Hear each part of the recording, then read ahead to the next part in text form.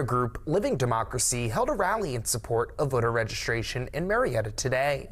At the corner of Pike and Acme Street in Marietta, members of the Living Democracy group stood in defense of citizens' right to vote. They answered questions about registration and even assisted people in registering and updating their information. Betsy Cook, founder of the Living Democracy group, says it's important to have accurate and current information on your voter registration card. Really want people to get registered because the issues are very important.